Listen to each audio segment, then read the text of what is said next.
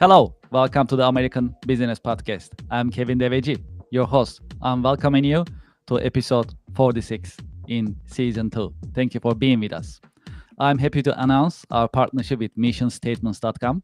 From now on, in each episode, we will release a quote of the day so that you can get inspirational quotes and notes from our podcast as well. That's our goal, and we are happy to partner with missionstatements.com.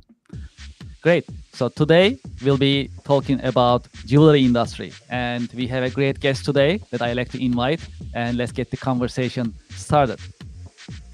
Neil, welcome to the podcast. Hi, Kevin. It's a pleasure to be here. Thanks for inviting me. Thank you very much. Well, how is your week going so far? So far, it's pretty good. I got to say, it's the weather here in New York has been cooperative this week, so that's been nice. And I've been in the summertime this summer. I've been trying to take a little time off. I'm usually quite busy, work long hours. So this summer, I'm trying to maybe play a little bit of golf and get a little time away as well. So that's been working out real good. I've been getting my work done and still getting some time to relax. Yeah, that's great. Yes, summer is going well so far, so I'm Yeah, happy to hear yeah, that. Well, we have actually a lot to cover, but why don't we start with introductions? sure, Neil, would you please introduce yourself and your company to our audience and to our sure. listeners, please?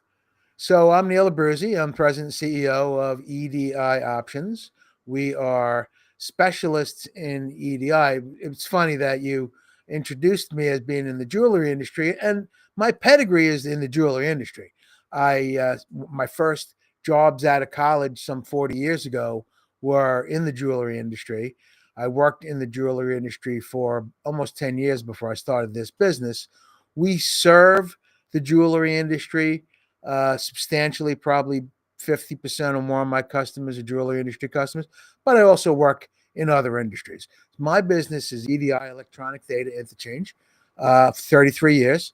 We have been here serving our customers with electronic data interchange services.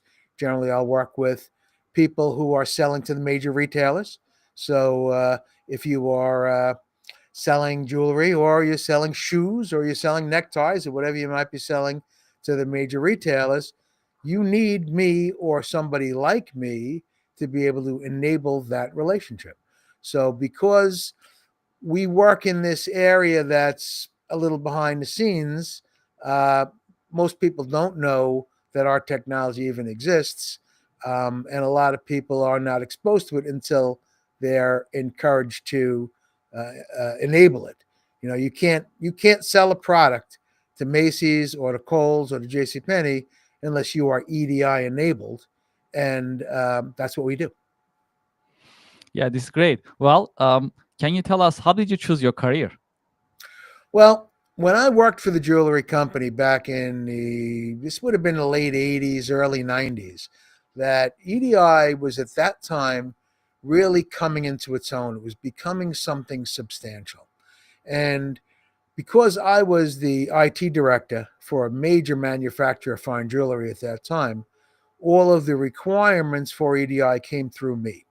So my top programmer at the time and myself, we took a look at this technology and we felt, this is something that we feel is going to grow into something more substantial. And that's really how we got started. And, what we did was we converted our work time. We went from full time workers to part time workers. And then when we became part time workers for the jewelry manufacturer, in the other time is when we started this business. So we did that for about 3 years. And what worked out was, we were very integral to the operation of that company. And I did not want to leave them flat when we started our business. So it kind of worked for both of us. We had that part time scenario that enabled us to earn some money while we were simultaneously taking the extra time to build our business. So after 3 years, we helped them hire replacements. We helped them train replacements. They were they were okay at that point. They felt like they could go out on their own, which worked out perfectly for us because we were also ready to go out on our own at that point. Well, we had generated enough business, we had built enough customers that the part time we were spending working for our old company was really cutting into our ability to grow our business. So the timing worked out perfectly. So in 1992, we started basically that part time scenario. And by 1995, we're out on our own. Yeah, this is really exciting. Can you tell us about your daily work? What are the exciting and challenging parts of your work on daily basis? Well, what I love about my work is that it's different all the time.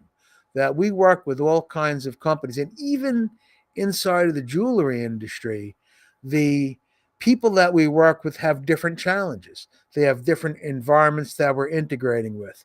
Some have facilities overseas in India or Hong Kong or Pakistan where they have to trade information with.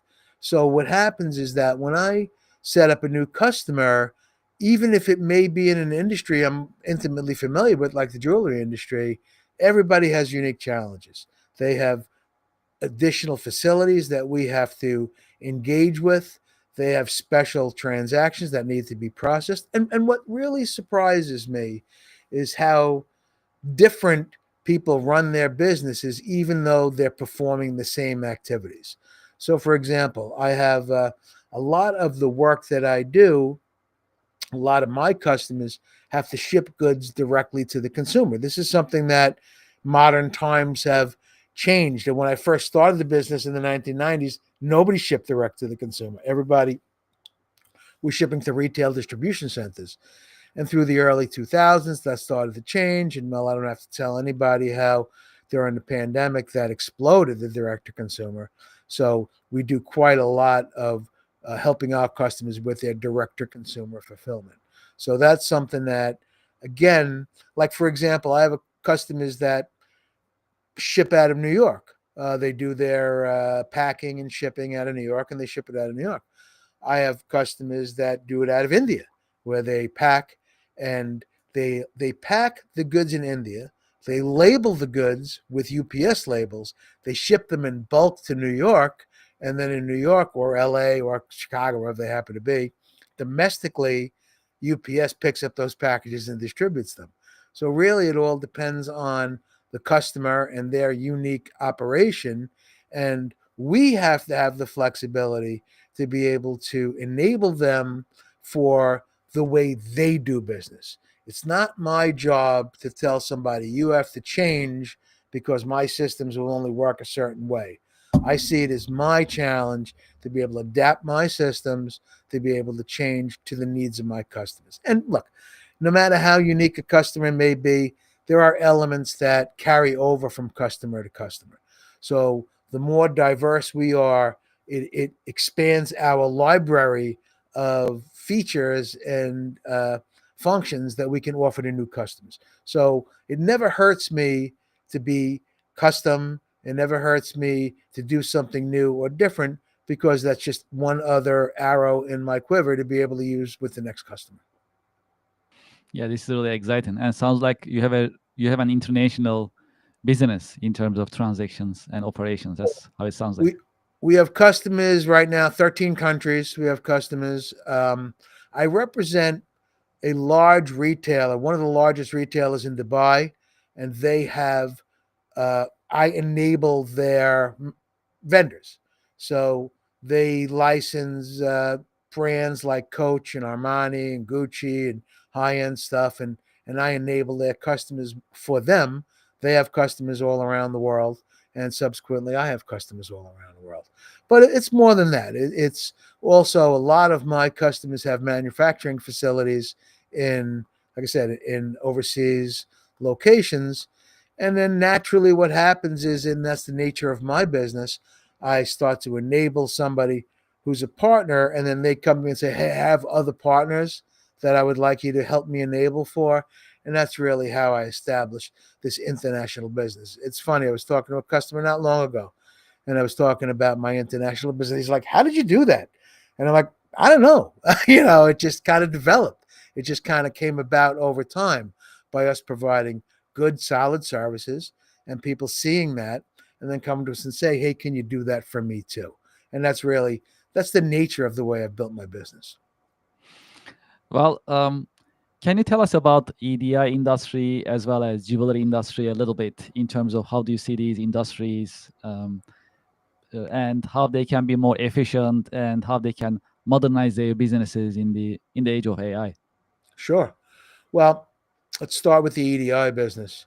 The EDI business, people have been sounding the death knell for EDI for 20 years.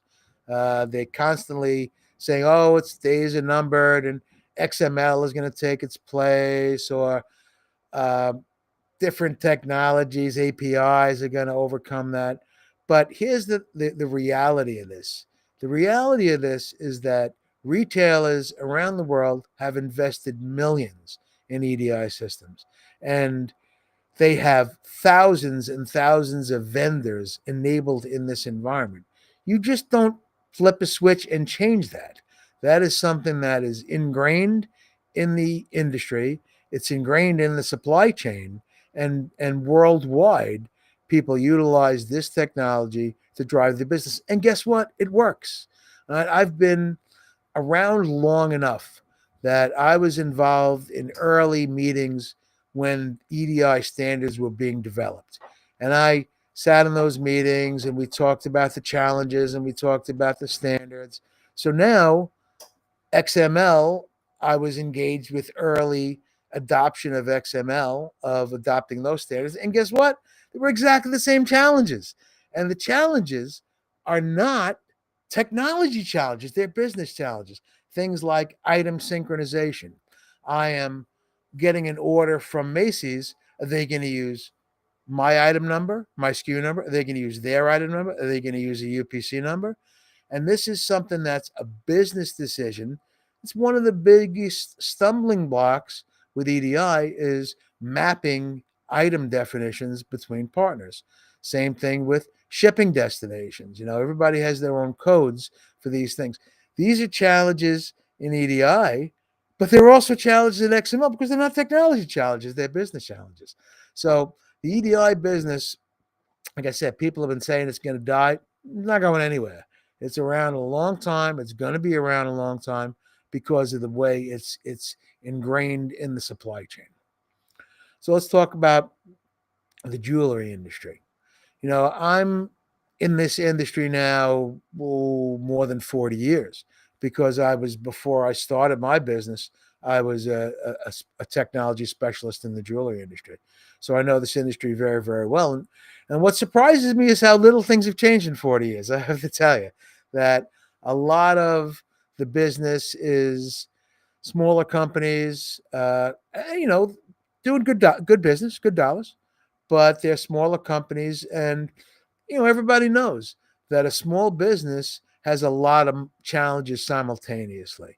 And one of the things that's difficult to do is to advance into AI, advance into the new tools when you have so many things on your plate.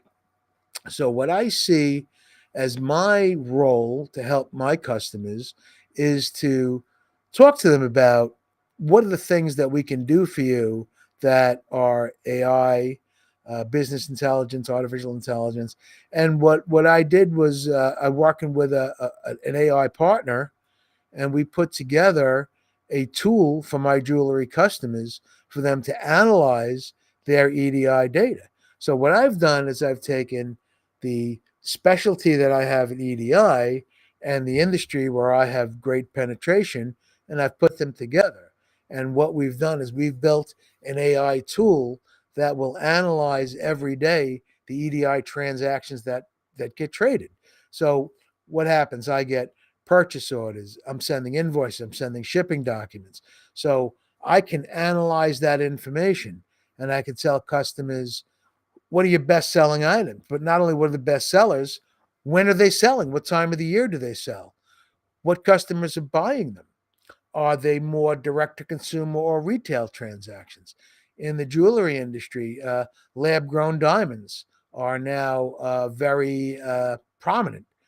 So we do lab grown versus traditional analysis. How are the lab grown items versus the traditional items selling?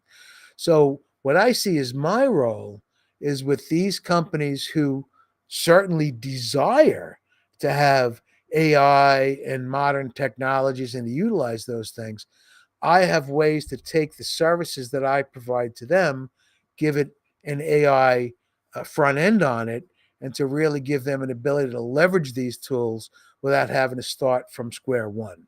So, I spent a lot of time this year talking to customers about new technology because it's the topic of the day. It's what people are talking about these days. True. And routinely, people say to me, I'd really love to be doing something. And I feel like if I don't do something or at least start to take some steps, that before long, I'm going to be left behind. I am going to be less competitive with my inside of my industry, and it's going to allow people to get a leg up on me. So it's something that I have very aggressively embraced. And I'll be honest with you, Kevin, when like in say November of last year, I'm thinking to myself, well, what can I do that's new? And I'm at a presentation, and the presentation is for a BI tool. And I'm watching this presentation, and I'm thinking, this doesn't really pertain to my business. And about halfway through, the light bulb came on, and I said, whoa, what about my customers? My customers can really benefit from this kind of analytics. And that's really what led to it. So that was back in November. I actually went to the individual after the presentation and I said, hey, I think maybe we could do something together. Here we are roughly 6 months later. We have a product out there we worked on, we built, and something that's tailored for the jewelry industry, but utilizes the AI technology. It's funny. I find it ironic that EDI, which people claim is dinosaur technology, so beautifully tailors to a BI analysis because it has all of the things that BI data needs. It's very timely, it's very accurate, it's very consistent, so it's a beautiful marriage between the old and the new, taking the EDI data and marrying it to the AI. And just recently I was at the National Jewelry Trade Show, and I was going around and I was talking to the different jewelry manufacturers about the things that they're doing, and some of them are advanced. Some of them, in the jewelry industry, there are some very, very large companies as well as small mom and pop. And the very large companies, they're examining it, they're looking at it, they're considering it. But I don't have to tell anybody that a large company can be it can be hard for them to be adaptive than a small company can. So when I was talking to one of my customers, very, very large jewelry manufacturer, one of the biggest in the world, and I was chatting with them about BI. They said, "Oh, we have a BI project that we're doing. Why don't we give you a look?" So we had a Hmm. sit down with their developers, and they had a beautiful product. But because they're such a big company, you could tell that they had input from dozens of people and dozens of different departments. So it made it a little less focused than it could be. And again, that's the challenge for a big company. Hmm. What I like to be able to do is start with a very narrow focus and then expand on it if the customer feels that they have a need for expansion. But Hmm. it's interesting to see how you know, the new technologies have simply exploded this year. You know, it's not like they're new, but they exploded into the consciousness of the business world True. that people feel I got to do something, that I Yes. have to engage in this or I am going to be left behind. Yes, that is something I observe as well. So that, as you know, my expertise is enterprise software business, mostly powered by AI, and I've seen this evolution actually over the years. Like 7, 8 years ago, even cloud was challenging for many businesses. They were literally Right. challenging. Why should I put it on cloud? Who's gonna see the data? Right. Who else is gonna see the data? And all these questions that we used to get. Yep. Now almost everything is on cloud. So Yeah. that is that shows us the just how things are actually evolving over time. And to your point, yeah, there are many technologies that are not actually new in terms of Right. technology or business software, let's just say. But then companies are understanding the importance of it. So it's more, the penetration is higher than before. That's how it looks like. Yes, I agree. I wanted to also learn your take about AI a little bit. So you mentioned that you are actively actually implementing AI in the industry. Yeah, Uh, will AI replace humans and their jobs? What do you think? 100%. I mean, all of them no, but I think that I am simply shocked at how accurate, well, I don't want to say accurate, but how when I go to, say, a chat GPT like inquiry and I ask very specific questions about my business, things that I don't think it's going to have any insights on, and I'm shocked at how insightful it can be. And Yes, yes, and I think, conversationally, it really yes, converse. I mean, it's surprising. I did the same thing about the American Business Podcast. What do you think uh, about the American Business Podcast, ChatGPT, right? So that was really funny. I mean, the insights actually was really great. I mean, they just like in just such a short time, I pull all know. these information pretty quickly, analyze it, and present it in a really like easy to understand way. So that's really I know. exciting. Well, like I said, I had attended this trade show recently. So I actually went to ChatGPT and I said, I'm going to be attending a trade show.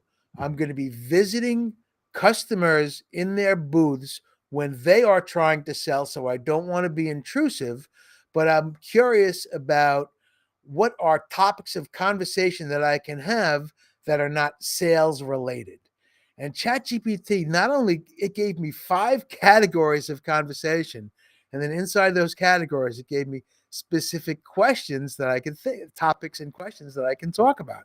Things like, how is the show going? What do you think about the industry? Things about the family, things about travels. It's funny how it I could have come up with these things on my own.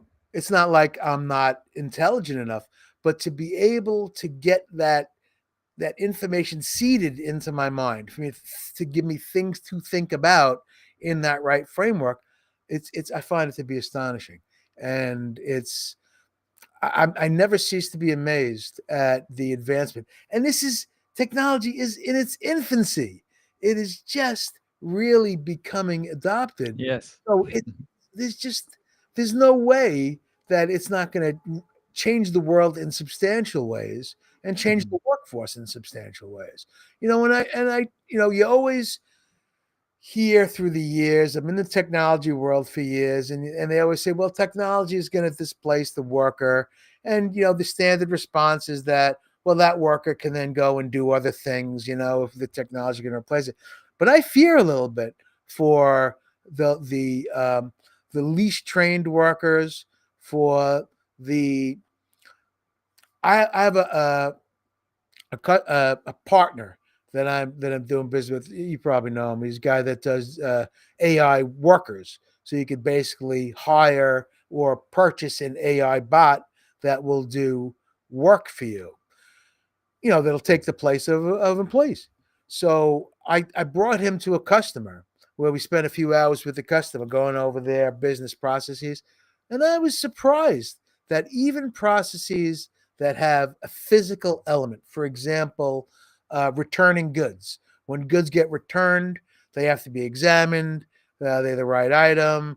They damaged in any way. They have to be accounted for. And I was really shocked how AI can perform 90% of that function. It still requires a person, but quite a lot of the functionality can now become AI because it can do that complex decision making, and it can work based on defined parameters that I could say, if the ring is in this condition or that condition, this is the action that we need to take on it. And it has that ability to learn. It has the ability to generatively get better over time. So I was quite surprised. There are certain things that, of course, billing, somebody who's sitting at a terminal entering, invoices. Yeah, of course, that's something that can be automated. But some of these physical processes, I was quite shocked at how capable AI is. And like I say, as AI grows up, it's only going to become more capable. And I think that in the long run, it's going to absolutely displace workers. I like to shift our conversation towards role models. Do you have any role models? Have you had any role models that you can share with us? Well, that's a great question. I have to tell you. And I'm going to tell you a funny story because, I thought about this one a little bit. And there's a guy who was a role model for me for quite a lot of my early development period. And I don't even know the man's name. Let me tell you what it was. In my when I was in college, I worked as a disc jockey. I worked as a DJ at parties, and we had done. My brother and I had worked together, and my brother and I were at this party, and there was a gentleman who was clearly the boss. It was a business event. It was a huge event. It was like the Queens District Attorney's office. So there was tons and tons of people, and the top guy was such a gentleman. He was such a person that you felt like at ease talking to him and working with him. And during the course of the evening, and I observed him working with the people that he was employing, the way he conducted himself, and the obvious affection that people had for him was just it struck me in a way that stuck with me to this day. This is something that probably happened 45 years ago, but it struck with me that I learned that if you treat people with respect and if you treat people um, as intelligent people and not just workers, then they will give you tenfold back in their dedication to you, in the way that they work, in the way that they give back to you. And like I said, I didn't know this guy's name, um, but he made such an impression on me that I really saw that as the way to conduct yourself in business. And of course, through the years, look, I'm president and CEO of this company. I interact with all kinds of people. I interact with multimillionaires, and I interact with people that are sweeping the streets. But you see it up and down the line.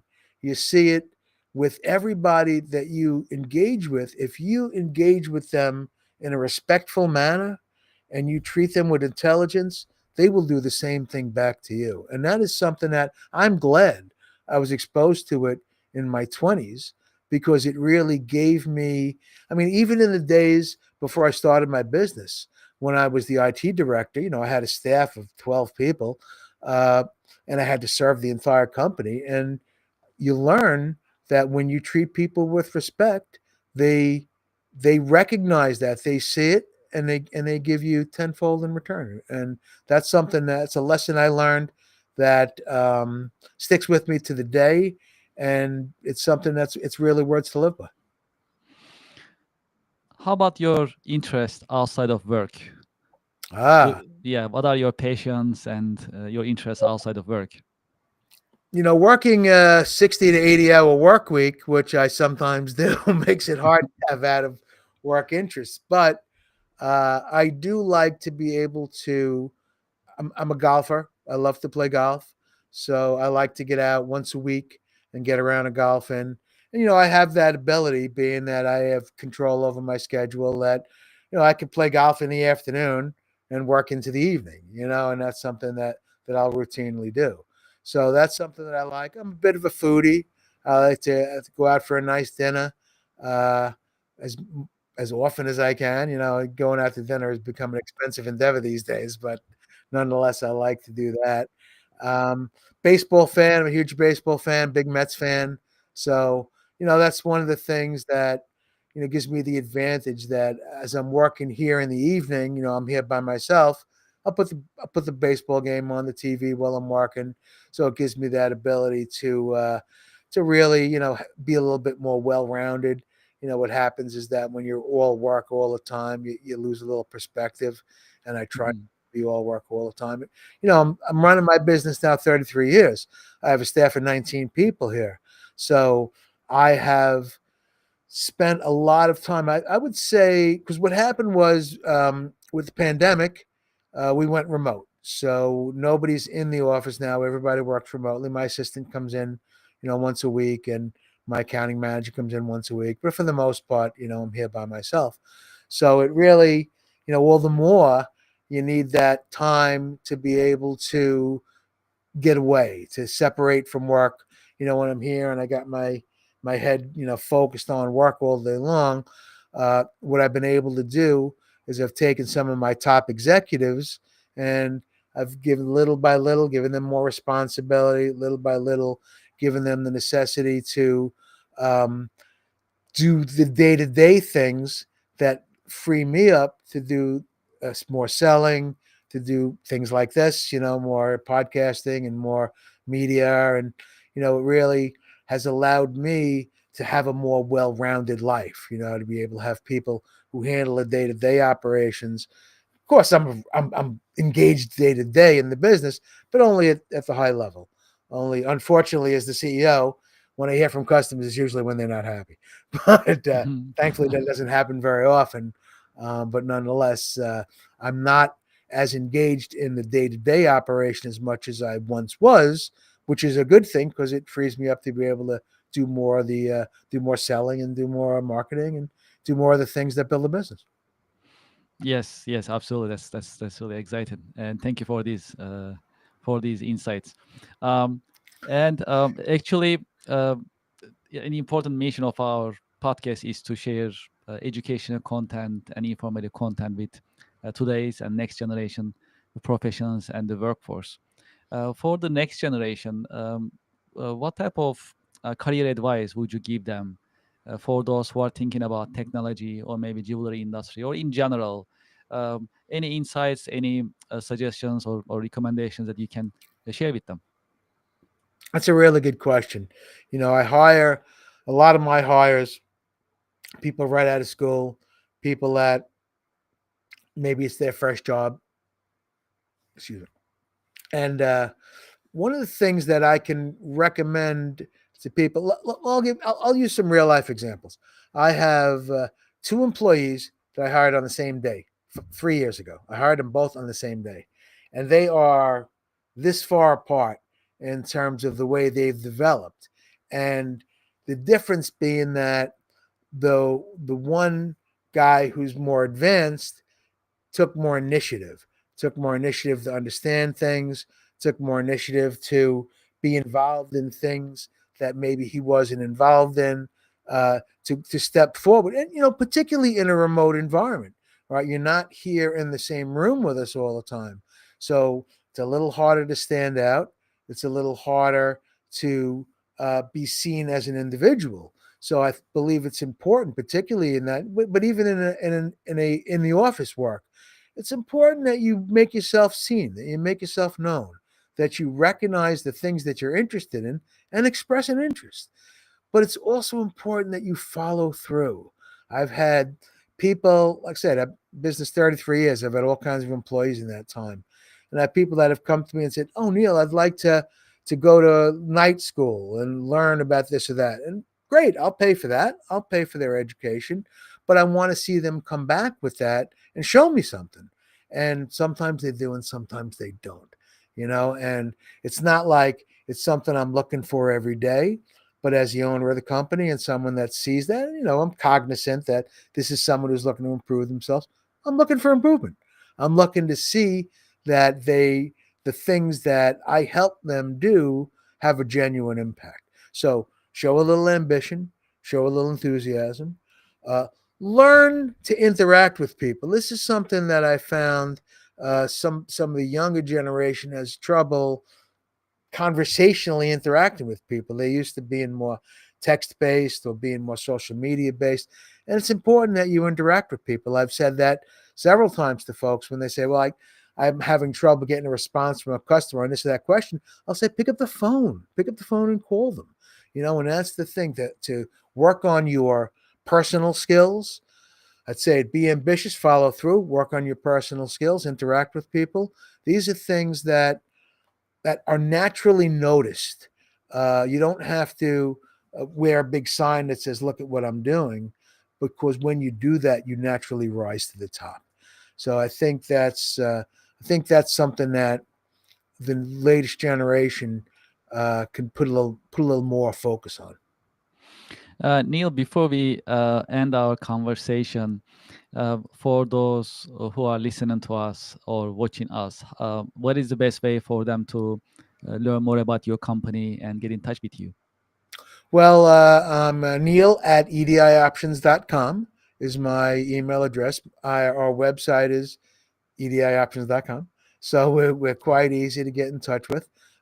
If you search jewelry EDI or EDI for jewelry, we're right there. I mean, we come up Yes. right there.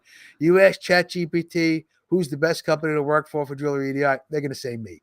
So, I'm fairly easy to see. But again, I'm not strictly jewelry. I just happen to have a very high profile in that industry.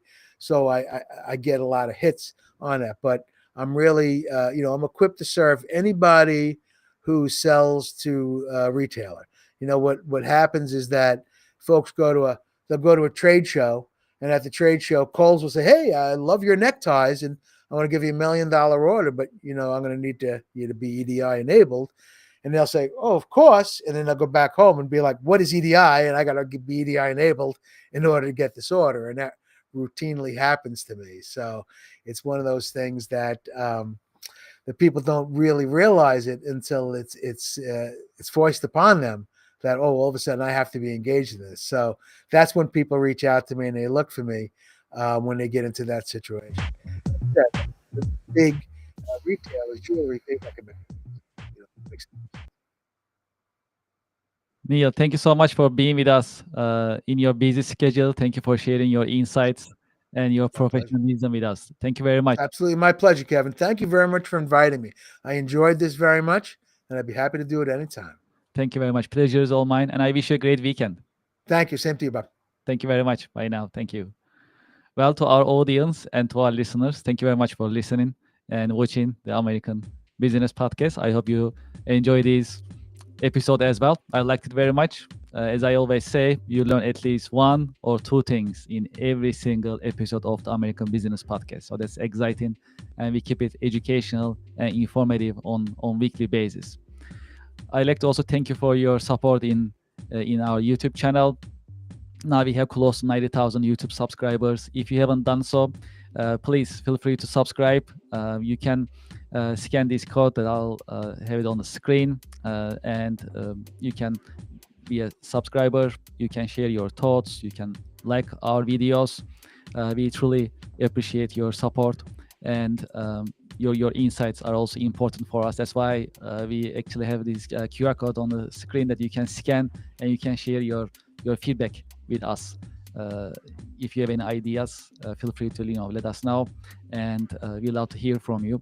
Having said that, if you'd like to be a guest speaker in the American Business Podcast, you can send us an email, americanbusinesspodcast@gmail.com, or simply you can scan this QR code and then fill the form, and we'll get back to you. We are very responsive, and as soon as we get your email or your feedback, we stay in touch with you. We reply your messages as well as your feedback. This is important for us. That's how we're gonna be growing this business community as American Business Podcast business community. Would you like to be an advertiser? Would you like to sponsor? Would you like to promote your business? You can also send us an email, americanbusinesspodcast@gmail.com. So far we have had great sponsors. We truly appreciate their support. You can be one of them. While the reach of the American Business Podcast is expanding, we are having more subscribers and we are having more viewers. The podcast itself is becoming more attractive and more beneficial for businesses to introduce brands, products, and services. So please consider this. And if you're interested, you can send us an email, americanbusinesspodcast@gmail.com. What else is happening?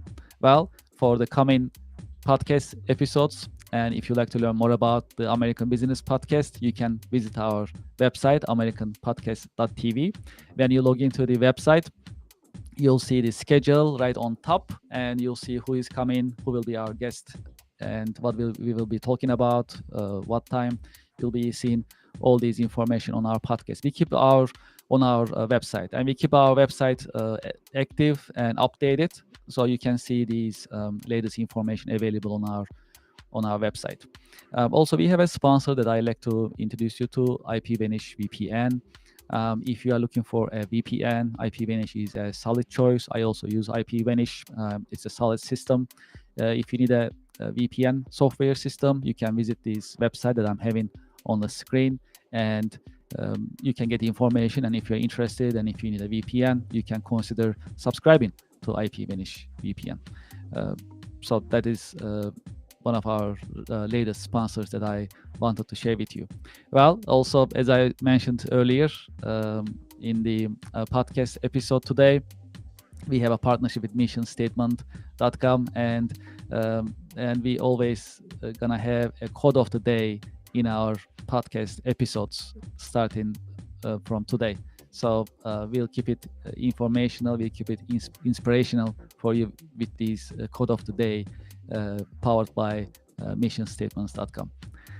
Well, I like to thank you for your time and thank you for your interest. I'm looking forward to seeing you in coming the American Business Podcast episodes. Thank you very much and have a great week.